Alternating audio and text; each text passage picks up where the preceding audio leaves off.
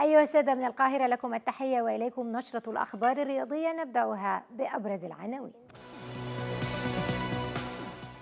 اتحاد الكرة يدفع الشرط الجزائي كاملا لروي فيتوريا خلال أسبوع. المقاولون العرب يعلن تعيين معتمد جمال مدربا للفريق.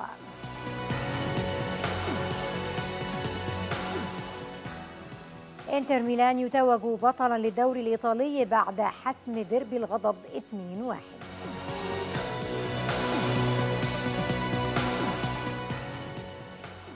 من العناوين مشاهدينا الكرام إلى التفاصيل.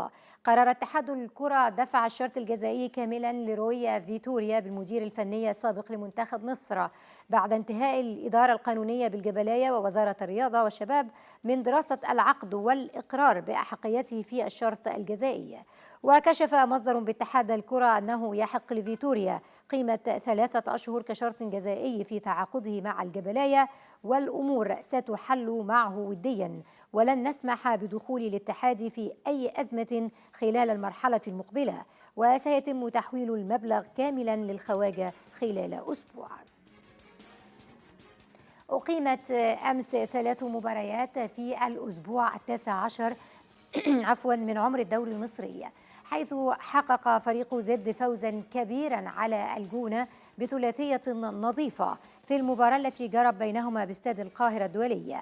بهذه النتيجة رفع زد رصيده إلى 30 نقطة في المركز الثاني بجدول الدوري المصري، بينما تجمد رصيد الجونة عند 25 نقطة.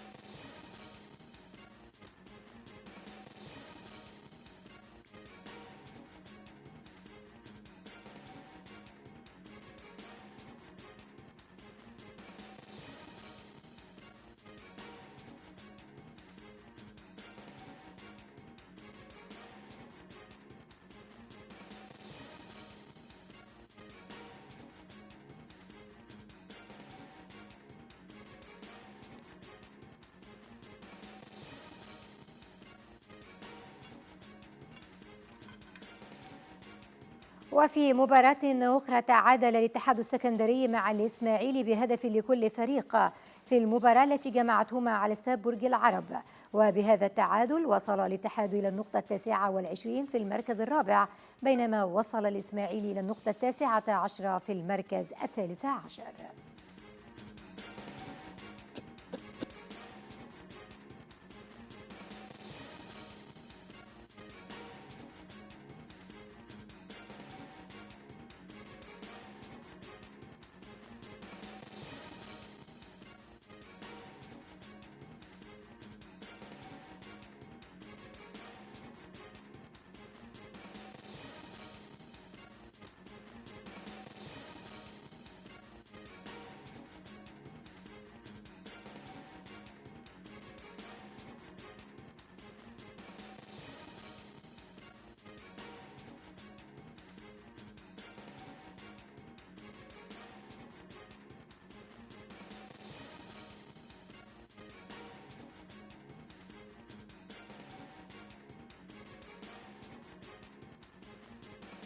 وفي المباراة الأخيرة تعادل الداخلية ومودرن فيوتشر بهدف لمثله في المباراة التي أقيم بينهما على استاد السلام.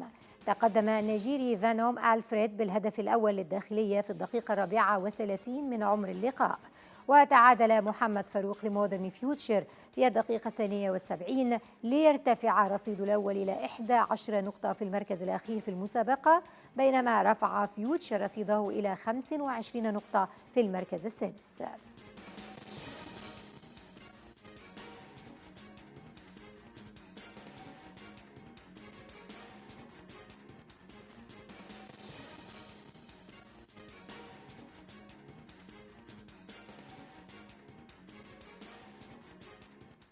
هذا وتستكمل اليوم مباريات الجولة 19 بلقاءات بلدية المحلة وسموحة الساعة 4 عصرا، المصري البورسعيدي وفاركو الساعة 7 مساء.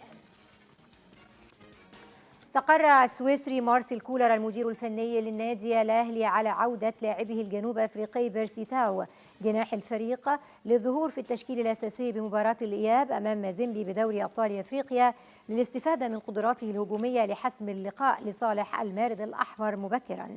غاب بيرسيتاو عن مباريات الأهلي المحلية والأفريقية قبل أن يعود للظهور بديلا في مباراة الذهاب أمام مازيمبي الكونغولي. يستعد الأهلي لمواجهة مازيمبي مجددا في 10 مساء الجمعة المقبل باستاد القاهرة الدولي في إياب نصف نهائي دوري أبطال إفريقيا، علما بأن مباراة الذهاب انتهت بالتعادل السلبي بين الفريقين في الكونغو. يتأهل الفائز من مباراتي الأهلي أمام مازيمبي الكونغولي لمواجهة الفائز من مباراتي الترجي التونسي أمام صن داونز في نهائي بطولة دوري أبطال إفريقيا، علما بأن مباراة الذهاب بين الترجي وصن داونز انتهت بفوز بطل تونس بهدف دون رد في رادس. يخضع محمد عواد حارس مرمى فريق الكرة الأول بنادي الزمالك لاختبار طبي على هامش الميران الجماعي الذي سيقام اليوم في إطار الاستعداد لمواجهة العودة أمام دريمز الغاني.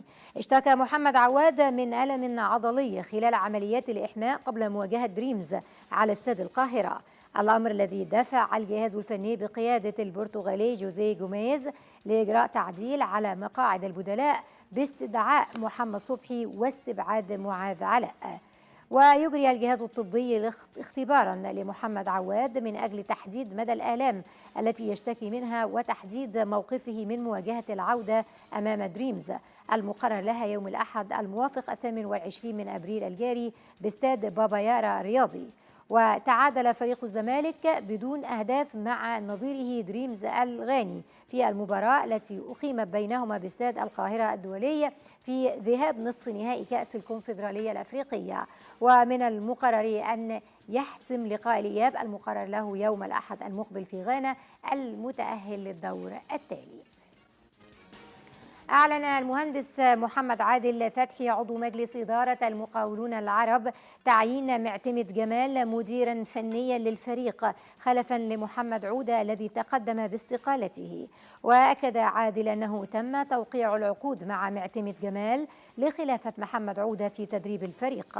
معتمد جمال كان قد تواجد ضمن الجهاز الفني لشوقي غريب الذي قاد المقاولون حتى الدور الأول من الموسم الجاري قبل أن يرحل عن النادي. يستعد المقاولون العرب لمواجهة نظيره سموحة في المباراة التي تجمع الفريقين الأحد المقبل الموافق 28 من أبريل الجاري بالدوري الذي يستضيفه استاد عثمان أحمد عثمان بالجبل الأخضر. يحتل المقاولون العرب المركز السابع عشر في جدول مسابقة الدوري برصيد 12 نقطة.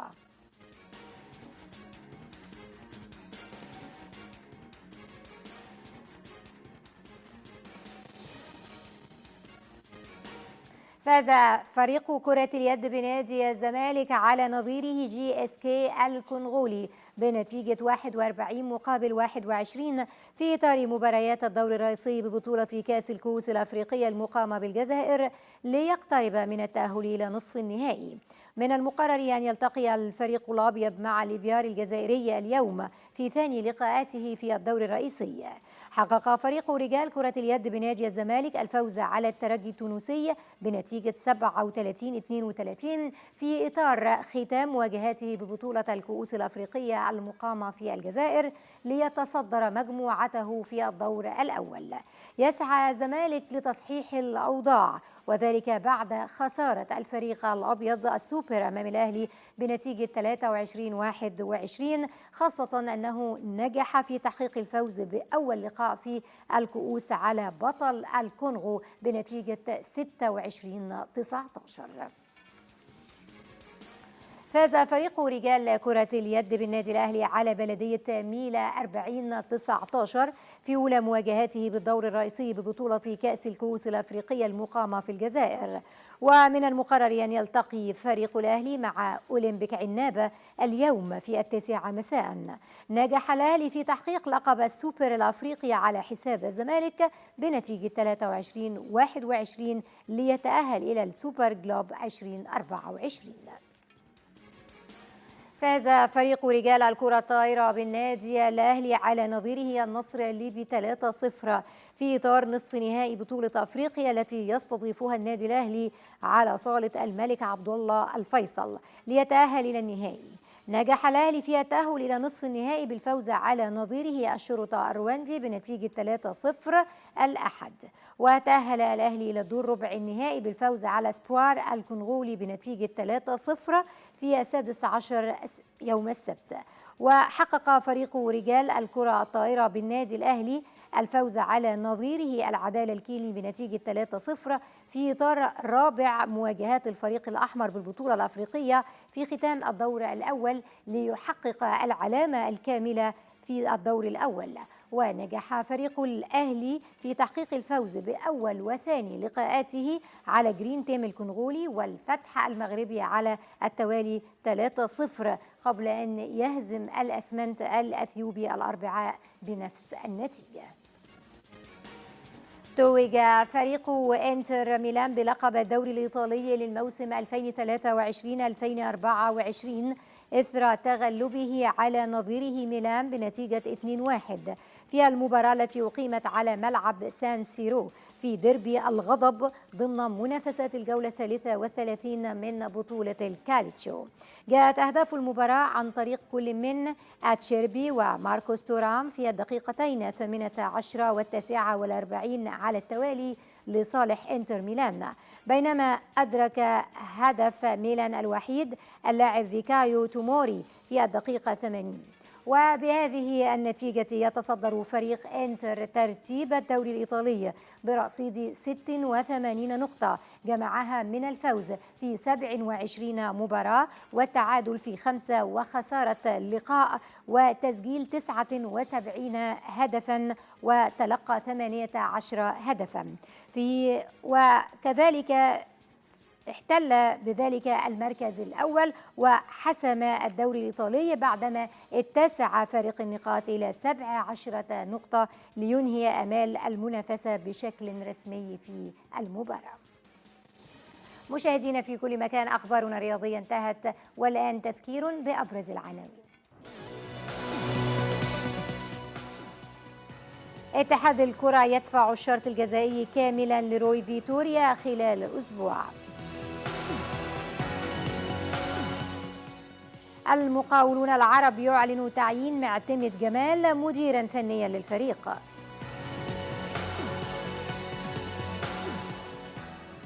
انتر ميلان يتوج بطلا للدوري الإيطالي بعد حسم ديربي الغضب 2-1.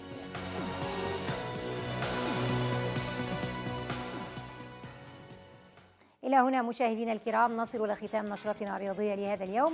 شكرا لحسن المتابعة، في أمان الله.